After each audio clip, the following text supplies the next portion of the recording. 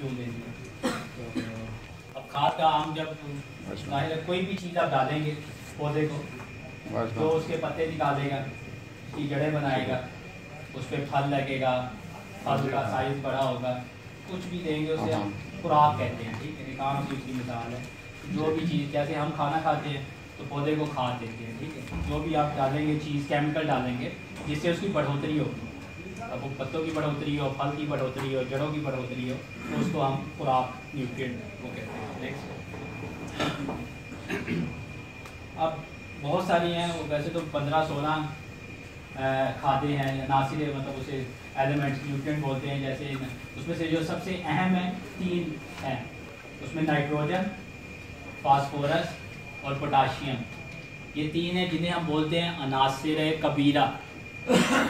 कि ये मतलब पौधे की कह रहे हैं, उसका खाना है पौधे का, कि जो आप पौधे को देंगे और पौधे को उसकी ज़्यादा भूख है, ज़्यादा मिकदार में चाहिए होता है, इसलिए कबीरा कहते हैं, बड़ा कबीर, बड़ा अनासिर कबीरा, कि ये पौधे को ज़्यादा मिकदार में चाहिए।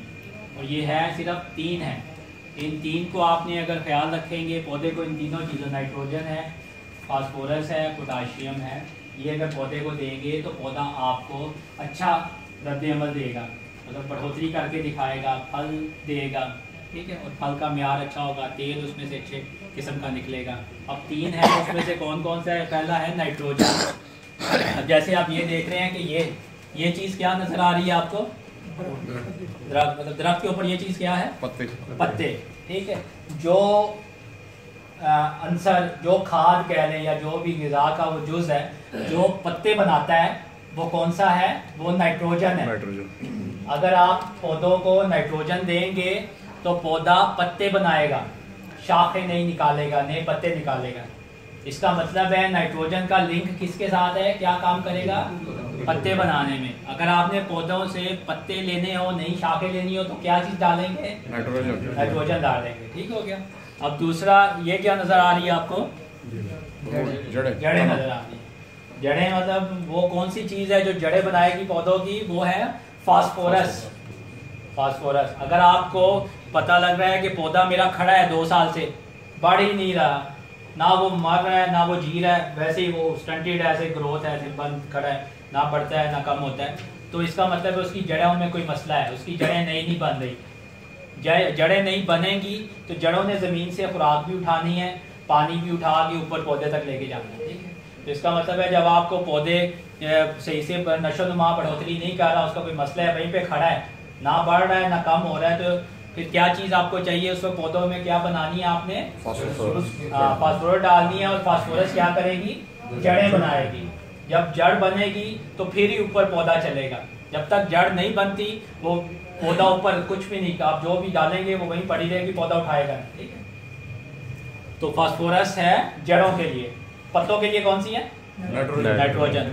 अब तीसरा ये क्या नजर आ रहा है आपको? फल नजर आ रहा है। ठीक है, तो फल का मिकदार, मतलब जिसामत बड़ी करने के लिए, फल अच्छा हासिल करने के लिए, और दूसरा ये है कि पौधे के अंदर पानी का ज़ख़ीरा ज़्यादा देर तक, मतलब आपने पौधे को पानी दिया है, अब गर्मी है तो वो आप गर्मियों में आप 1 दिन बाद देंगे या हफ्ते बाद देंगे।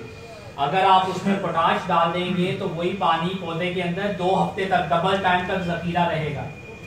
एक पौधे के अंदर पानी की ऊपर नीचे नकलो हरकत को, और दूसरा फल लेने के लिए कौन सी खाद डालेंगे? पोटाश वाली। ठीक है, तो ये 3 हैं, इन तीनों का आपने जहन में रखना है। जब आपने पत्ते लेने हैं तो क्या डालना है? नाइट्रोजन। जड़ें बनानी है तो क्या डालना है? फल लेना है या पानी का दौरानिया बढ़ाना है तो क्या डालना है? पोटाशियम। ये 3 आपने बुनियादी यही हैं, इनको आप याद रखेंगे तो इंशाल्लाह आपका पौधा आप उसकी आदत की, उसकी मर्जी, अपनी मर्जी के मुताबिक। सर यहाँ एक टेक्निकल सवाल आ जाता है। जी जी, ये जो फास्फोरस है ये हमारी कीमतें खरीद से बाहर होती जा रही है। जी जी। पोटाश की भी यही हालत है कि हम अगर पूरे डिस्ट्रिक्ट कोटली को देखें या गिरपुर, पूरे आज़ाद कश्मीर में तो हमें पोटाश मिलती ही नहीं है। सबसे बड़ा मसला ये है कि पोटाश के हिस्से भी हमें नहीं मिलते, और पाकिस्तान में भी नायाब ही है। ठीक हो गया। तो इसका हमें शॉर्टकट रास्ता बताएं कि हम कहाँ से इसको हासिल कर सकते हैं, अपने सोर्सेज से, यहाँ ज़मीन से।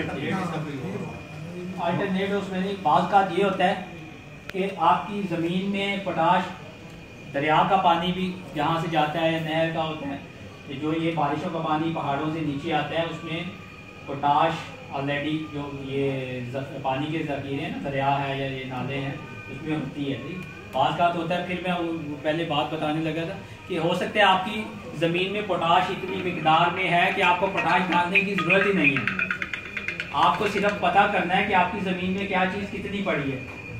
अगर आपकी ज़मीन में पहले पोटाश है, पोटाश की मिकदार होती है कि अगर ज़मीन में आप वो कहते हैं 150 ppm 150 उसकी अगर उससे ज़्यादा है तो इसका मतलब पौधे के पास पोटाश है, आपको डालने की ज़रूरत नहीं है। अगर आप डालेंगे तो पैसे ज़ाया कर रहे हैं, पौधे की ज़रूरत नहीं है। उसके बगैर भी पौधा फल अच्छा बना लेगा और दुरानियाँ कर देगा।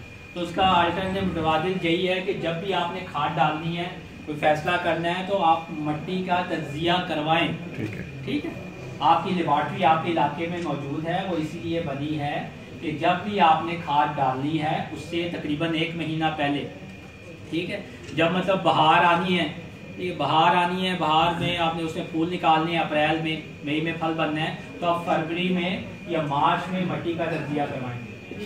जब फिर फल आपका टूटेगा, फल आपने तोड़ना है सितंबर, अक्टूबर, नवंबर में, ठीक है, तो सितंबर में, अक्टूबर में या नवंबर में आप फल मिट्टी का तज्जिया करवाएं, ताकि बहार में जब दोबारा खाद देनी है आपने तो किस वक्त देनी है। एक जो ऑर्गेनिक जो फर्टिलाइजर है, जी, नामियाती खाद, अगर वो हम रेगुलर डालें तो फिर भी इन चीज़ों की जरूरत पड़ेगी।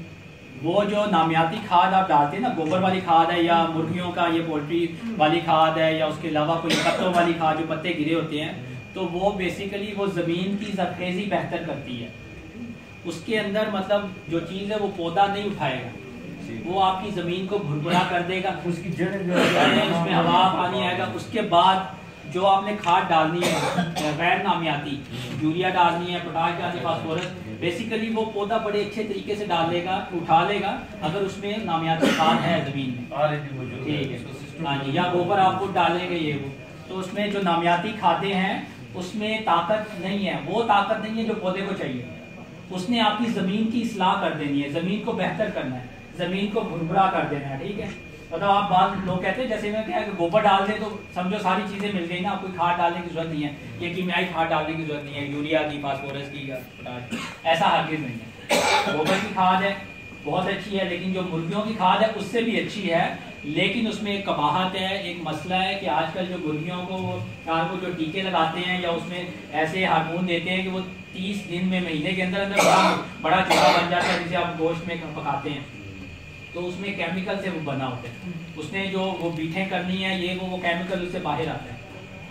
वो फिर जो मुर्गियों की आप पोल्ट्री मैन्योर जो खाद डालेंगे, अगर उसमें वो जानवरों को, मुर्गियों को, परिंदों को वो इंजेक्शन ना लगे हों या उन्हें वो दवाइयाँ ना पिलाई हों जिसमें वो 30 दिन में तैयार बंद हो जाता है, बड़ा तैयार हो जाता है, तो वो बड़ी अच्छी है।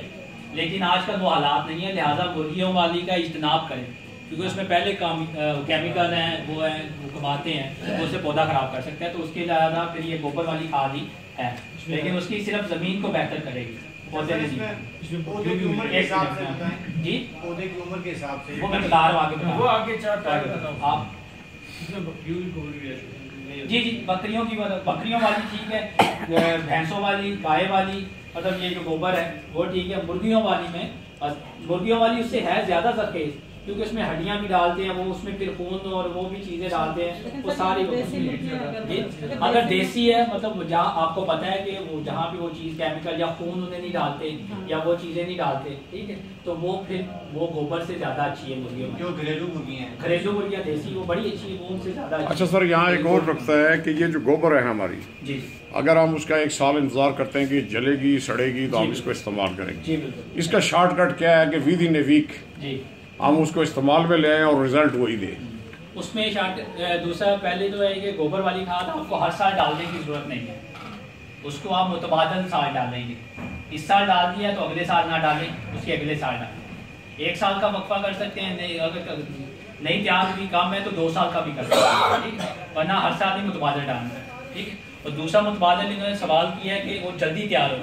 अब गोबर की खाद सबको पता है कि साल, 1.5 साल, मतलब 2 साल असल जो सही से वो तैयार होगी। जब पाउडर बन जाएगा उसमें हाथ डालें, बदबू भी नहीं आएगी और वो हीट खत्म हो जाएगी उसके अंदर, वो उसे कम से कम 1.5 से 2 साल लगते हैं। अब उसका शॉर्टकट उसका ये है कि आजकल आ गया है वर्मी कंपोस्ट, केचुए मिलते हैं, केचुए जो ये मछलियाँ पकड़ने के लिए बच्चे निकालते हैं, कटोए बोलते हैं केचुए, तो वो केचुए उसमें आप गोबर की खाद में जो आपने टनल बनाई हुई है, एक टनल बना लें, छापर डाल के उसमें नीचे ईंटें रख दें पक्का करके, उसमें गोबर की खाद गोबर डालें, घर में जो सब्जी पकती है उसके छिलके जो बचते हैं वो फेंके, उसमें जो पत्ते दरख्तों के गिरते हैं वो फेंके, और जो फल गले में फल है या ये वो चीज़ें हैं वो सारी उसमें डाल के वो केचुए